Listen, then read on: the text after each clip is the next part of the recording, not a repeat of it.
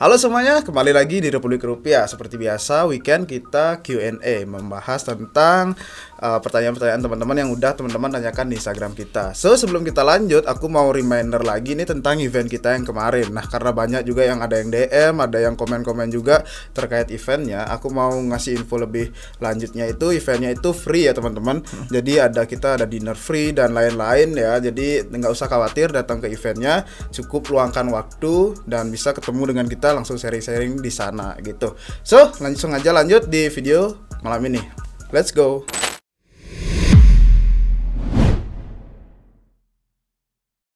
Oke, pertanyaan pertama ini dari Nanangmu 17. Cerita bear market 2017 tentang koin-koin yang masih ada sampai sekarang dan berapa persen kenaikan ATH 2021 supaya riset plus semangat. Wih, biar risetnya makin semangat nih. Nanyain tragedi dulu nih. Gimana sih, Bli? Coba Bli David deh yang ini.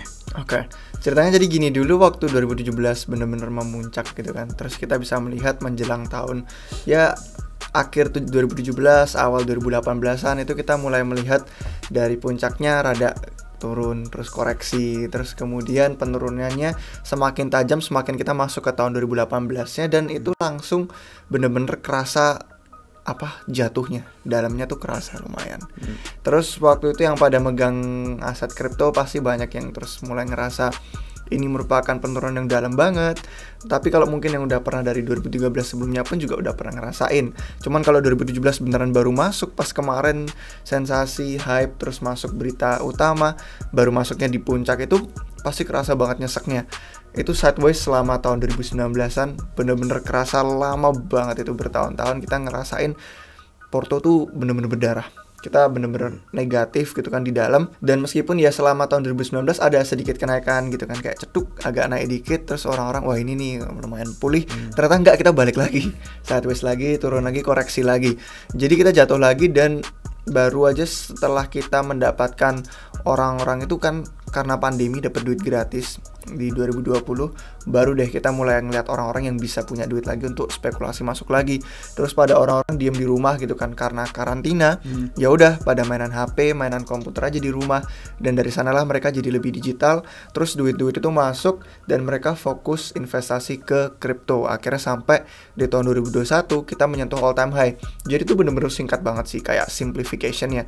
Tapi kalau misalkan kita sebenarnya ngomongin detail, banyak banget detail yang bener-bener kerasa nyesek, dan mungkin banyak dari kalian yang audiens nonton kali ini sudah pernah mengalami itu juga dan melalui 2017.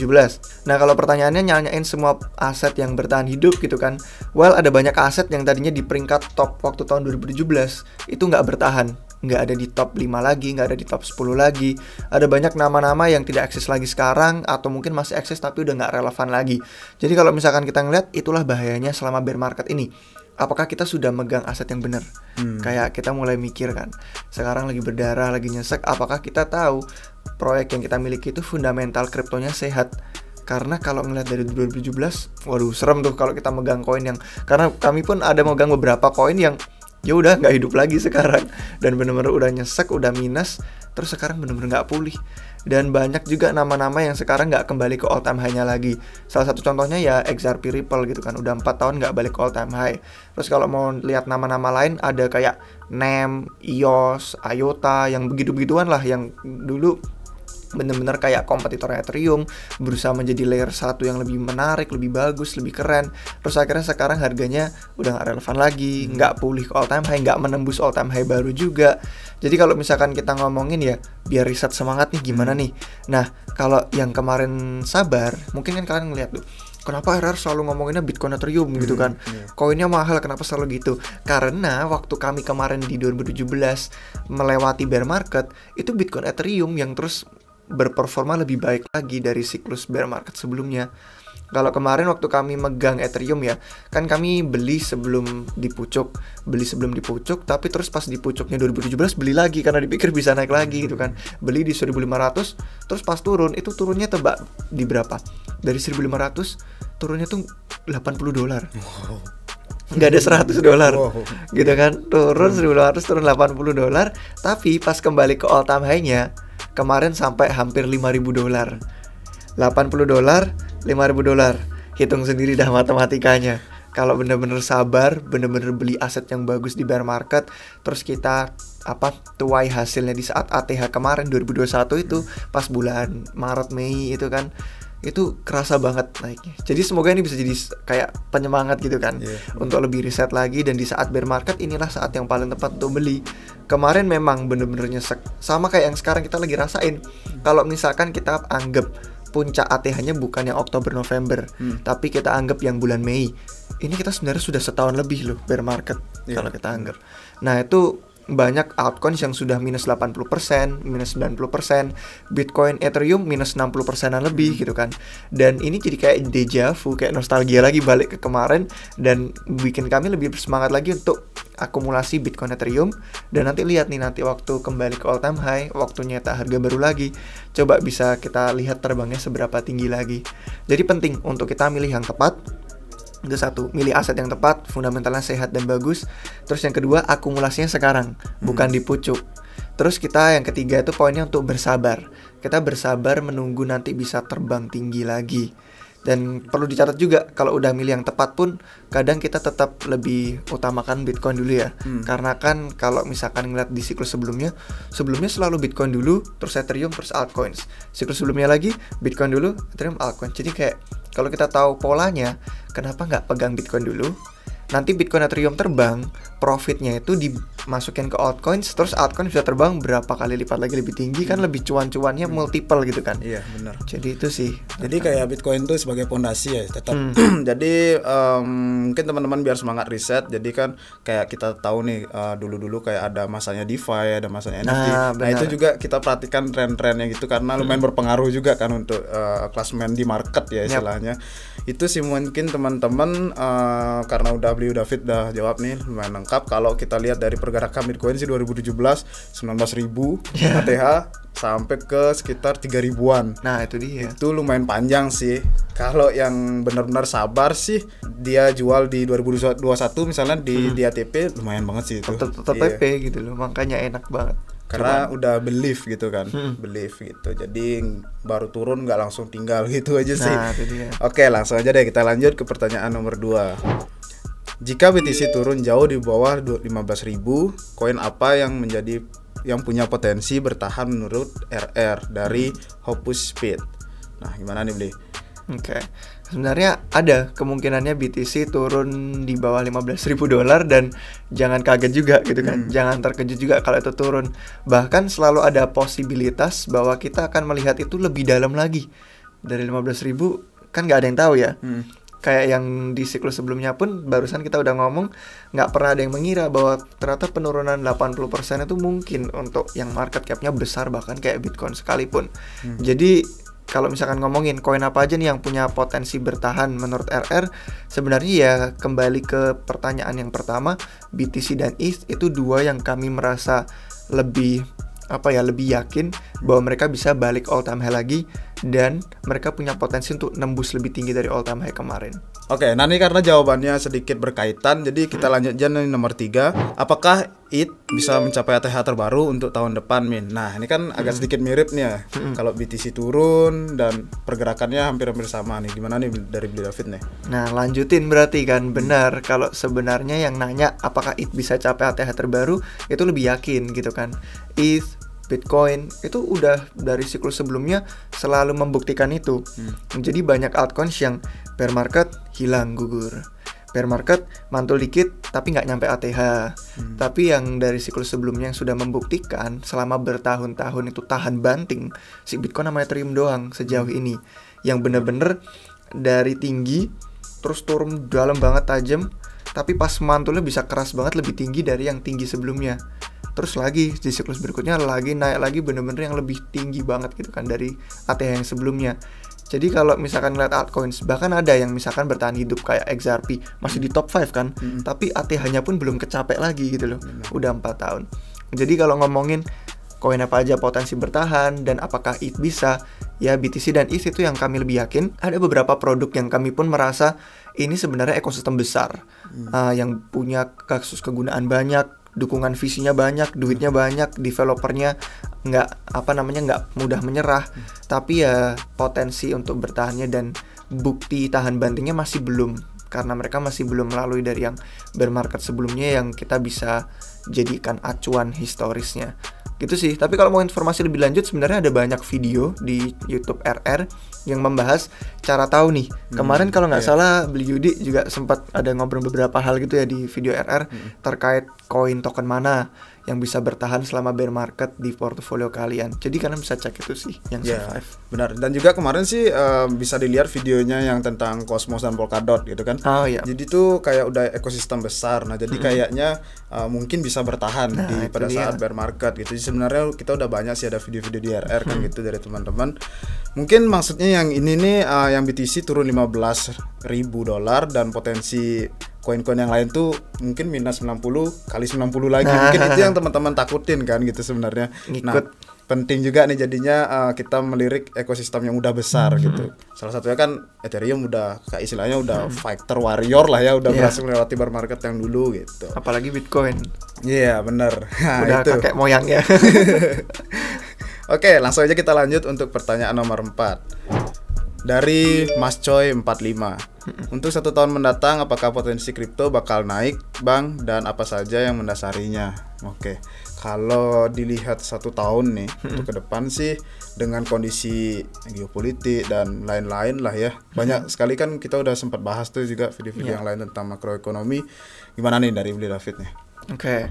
Sebenarnya kalau soal waktu kan paling sulit ya untuk prediksi apakah 1 tahun udah balik, apakah butuh 5 tahun, apakah butuh bahkan cuma 6 bulan, mungkin tahun ini, akhir tahun ini bisa terbang kan nggak pernah ada yang tahu. Nah, kalau ngomongin apa aja nih pemicu yang bisa mendasarinya, ada 3 hal sih yang kepikiran dari kami di Republik Rupiah. Yang pertama itu teknologi yang keren. Mungkin ada teknologi keren apa yang muncul yang bikin orang akhirnya tertarik untuk pakai, tertarik adopsi. Dan selain adopsi pakai, mereka jadi pengen investasiin duit. Mungkin itu ada teknologi keren baru gitu kan. Jadi orang-orang pada ikut serta, terus pada FOMO, terus ya udah gabung gitu kan. Itu satu, mungkin ada teknologi keren yang jadi pemicu. Terus yang kedua, bisa aja yang tadi Beli Yudi sebutin itu, dunia makro global kan lagi nggak sehat. Mungkin pemicunya yang nanti bisa bikin kita naik lagi kalau dunia udah pulih, kalau situasi ekonomi udah membaik, kalau situasi global udah lebih sehat gitu kan. Mungkin secara ekonomi dan politik kalau udah sembuh dan pulih, nanti dampaknya kerasa ke semua. Nanti saham, forex dan lain-lain juga pada pulih. Terus kayak rantai pasokan pulih, terus kembali ke investasi kayak kripto yang lebih berisiko, akhirnya jadi pulih juga. Orang-orang jadi lebih pede, orang-orang punya duit, udah pada nggak stres, dan finansialnya juga nggak ketekan gitu kan, nggak ada krisis. Itu mungkin yang kedua. Terus yang ketiga, mungkin alasannya bisa aja ada penurunan yang tajam banget di pasar. Bener-bener saking tajamnya menukik, jadi nanti mantulnya keras banget. Ibaratnya gini, kalau misalkan kita punya bola karet gitu kan, kalau bola karetnya cuman kita lepas kan paling cuman mantul biasa gitu kan. Tapi kalau misalkan kita banting kayak bola basket gitu kan, kita banting kan pasti mantulnya lebih keras. Nah, analoginya kayak gitu. Karena apa? Kalau misalkan ya pasar bener-bener menukik tajam banget, ada banyak orang yang yakin, orang yang pede, terus institusi, terus kayak whales yang bener-bener nggak peduli sama harga. Kalau ngelihat diskonnya tajam banget, pasti langsung kayak, wah ini udah terlalu murah, ini udah nggak masuk akal, langsung beli, masuk mereka. Nggak mau melewatkan opportunity. Nah, itu dia. Jadi itu hal yang ketiga, mungkin akan ada penurunan yang tajam banget. Mungkin nyambung ke yang tadi nih, 15.000 atau lebih rendah. Serem juga sih tapi 15.000 lebih rendah. Siapa tahu ada turun gitu, terus udah akhirnya karena tajam mantul keras. Itu sih 3 hal yang bisa Republik Rupiah pikirkan yang bisa menjadi pemicu mendasari itu. Contohnya nih ya, kalau kita ngeliat tahun 2020, itu ada teknologi kerennya, DeFi. DeFi baru muncul gitu kan 2020. Dan itu yang mengakhiri bear market. Salah satunya sih yang mengakhiri bear market. Ada DeFi Summer, orang-orang mulai pakai aplikasi-aplikasi DeFi. Akhirnya kayak, ini kan teknologi keren, ternyata bisa ada bank yang desentral. Terus orang-orang pada masuk, adopsi, terus berani investasi duit. Ya udah deh, muncul DeFi Summer, terus ada bull run gitu kan. Nah, setelah bull run datang, saat itu juga momentumnya pas banget, momentumnya kas pandemi. Jadi orang-orang dapat duit gratis seperti yang tadi kami sebutin. Terus orang-orang pada masukin duit ke kripto, nambah momentumnya kedorong tinggi lagi. Jadi itu 2 gitu kan, dari keadaan dunia, dari teknologi keren. Terus setelah momentumnya nambah gitu kan, nambah juga spekulasi dari investor-investor retail. Nah terus yang ketiga, karena pantulan tadi harga gitu kan. Bear market udah lama banget, 2017-2018. Pas tahun 2020-an orang ngerasa kayak ini udah kelamaan nih, kapan naiknya gitu kan, pulihnya. Dibantu sama teknologi keren DeFi, dibantu momentum dunia yang bagus, dapat duit gratis, udah deh terbang. Terus bull run 2020 pas lama pandemi sampai 2021, terus nyentuh puncaknya bull run. Jadi kalau ngeliat contohnya, itu 3 hal yang berlaku di siklus itu. Dan mungkin ini 3 hal yang akan terjadi di siklus ini juga. Tapi nggak tahu ya 1 tahun atau berapa kita pulihnya. Kalau dibilang range waktu sih belum tahu ya, soalnya kan tergantung inovasi dari teknologi itu dan adopsinya, itu aja sih yang terpentingnya gitu. Misalkan kalau kita lihat nih adopsi bagus dan juga teknologi bagus, kalau nggak bisa kita mungkiri juga ya kalau kondisi makro itu masih belum sehat, Nah, itu dia. ya agak susah untuk bull run lagi gitu. Jadi semuanya itu berkaitan sebenarnya, kecuali emang adopsi udah benar-benar besar-besaran gitu di masa depan, siapa yang tahu gitu. Jadi untuk kondisi saat ini sih mungkin agak susah gitu. Dan kita belum tahu juga, nggak ada yang tahu lebih tepatnya gitu, karena teknologi makin bagus juga inovasinya gitu. Oke, kita lanjut aja ke nomor 5 gitu. Min, kalau The Merge berhasil, apakah bisa membantu pasar keluar dari bear market? Nah ini nih dari bagaskoro.k. Sedikit berkaitan juga ya sama tadi. Jadi kan dari lama ya it 2.0 ini mau launching tapi diundur. Tapi ini sih teknologinya benar-benar bagus ya, dan dia mungkin teman-teman ada yang belum tahu The Merge gitu kan. Aku masih tahu dikit. The Merge tuh kayak dari perpindahan dari proof of work jadi proof of stake gitu dari Ethereum gitu. Jadi ini suatu kayak fenomena yang pertama mungkin ya, perpindahan konsensus itu Pertama kali. dan lumayan menghabiskan waktu yang pastinya, persiapan yang benar-benar harus siap gitu. Mungkin dari Beli David nih, karena Beli David sering nih buat konten artikelnya nih. Iya, jadi kalau The Merge ya mungkin kembali ke yang jawaban tadi. Mungkin ini kan nanyanya apakah bisa membantu pasar keluar dari bear market. Nah mungkin ini yang jawaban pertama tadi, yang teknologi keren gitu kan. Mungkin The Merge ini adalah salah satu contoh teknologi keren tadi yang bisa membantu kita keluar dari bear market. Dan seperti Beli Yudi bilang, perpindahan dari proof of work ke proof of stake itu belum pernah dilakukan blockchain lain sebelumnya. Atau mungkin ada yang udah pernah tapi pasti jaringan kecil yang jarang kita tahu. Tapi kalau yang utama, yang besar gitu kan, Bitcoin tetap stay proof of work karena konsensus sosialnya orang-orang pada setuju untuk tetap stay di proof of work. Ya udah tetap di proof of work. Sedangkan yang Ethereum, karena kejadian historis sebelumnya, yang sebenarnya ada video lengkapnya sih kalau mau nonton di YouTube RR, sejarahnya Ethereum kenapa bisa memutuskan untuk berpindah ke proof of stake dan lain-lain, itu nanti kalian bisa nonton di RR. Tapi ini adalah transisi yang pertama kali, terutama untuk ekosistem yang gede banget. Banyak orangnya dan banyak taruhan duitnya. Karena kalau gagal bahaya tuh duit-duit orang gitu kan. Risikonya besar banget ini. Makanya banyak sekali proses yang perlu mereka lalui, tahap-tahapnya, akhirnya butuh waktu lama. Dan ini kalau berhasil, The Merge itu jadi sentimen positif, bagus banget. Karena artinya hal yang benar-benar dianggap orang sulit, hal yang signifikan banget, akhirnya berhasil, orang-orang pasti jadi positif, sentimennya bagus buat pasar. Dan selain itu, dari sisi Ethereum sendiri, jaringannya jadi lebih sehat model bisnisnya, karena mereka tidak perlu nggak perlu bakar energi yang terlalu luar biasa gede kayak proof of work, jadi lebih ramah lingkungan, lebih hijau. Terus yang kedua, dari sisi supply aset itu lebih bagus karena demand yang besar tidak dibarengi sama supply yang berlebihan. Karena kan kalau di proof of work harus ngasih hadiah miners gitu kan. Tiap blok, tiap mining reward itu dikasih. Akhirnya supply-nya banyak banget yang keluar. Nah dari proof of stake nanti nggak perlu keluar mining reward lagi, karena rewardnya cuma kasih ke validator, nggak perlu kasih ke miners. Artinya model bisnis nanti lebih sehat, lebih bagus untuk Ethereum. Dan secara umum sentimen positif ke seluruh pasar dari berhasilnya transisi proof of work ke proof of stake pasti akan menyebar juga jadi kayak wabah gitu kan, bahwa orang-orang ini berhasil, The Merge sukses, akhirnya orang senang, berhasil, positif. Dan hal yang belum pernah terjadi sebelumnya dari segi teknis itu menjadi sebuah pencapaian yang bisa dirayakan sama seluruh komunitas kripto. Jadi mungkin aja nanti membantu, tapi kan kita nggak tahu ya apakah akan berhasil. Masih deg-degan juga sih, karena aset kita lumayan banyak juga di Ethereum. Tapi ya semoga saja berhasil dan semoga bisa membantu pasar untuk lebih positif lagi. Oke, Mungkin dari The Merge segitu aja karena udah banyak artikel juga. Mungkin di Memory R teman-teman udah bahas secara rinci ya, karena Bli David itu tulis artikel itu secara rinci di Memory RR. Mungkin teman-teman langsung aja simak di sana. Untuk para member yang belum join langsung aja bisa join di Memory RR, ada di deskripsi di bawah. Oke, langsung aja kita lanjut ke pertanyaan nomor 6. Dengan tumbangnya beberapa venture capital seperti Three Arrows Capital, selain buat harga drop, apa dampak lain ke kripto? Nah nih yang lagi buat deg-degan kemarin nih kan. Ini nih taruh dari Bli David gimana nih? Dari harga drop kita kan udah ngerasain ya, kayak kemarin Terra collapse, ya udah harganya jatuh. Terus ada Celsius, terus ada Three Arrows Capital, terus ada Voyager, ada BlockFi, Nexo, dan pokoknya semua lah yang kemudian ada masalah. Terus kayak Binance juga nge-post withdrawal, pokoknya banyak banget visi perusahaan per pusat yang akhirnya pada tumbang satu persatu. Harganya drop kita udah ngerasain. Dampak lain apa yang kita rasain? Selain dampak harga, mungkin hilangnya kepercayaan. Mungkin orang-orang jadi kurang percaya lagi sama visi, sama platform terpusat gitu kan. Mungkin yang semacam itu orang jadi kurang percaya dan hilang keyakinannya. Tapi hilangnya pun orang-orang kalau udah waktu lama nanti lupa kalau mereka nggak percaya. Buktinya sama aja kayak krisis global tahun 2008. Itu kan pemicu utamanya salah satunya para bank dan bankir. Mereka penyebabnya, orang-orang pada ya udahlah nggak percaya sama bank lagi, ternyata mereka jahat gitu kan.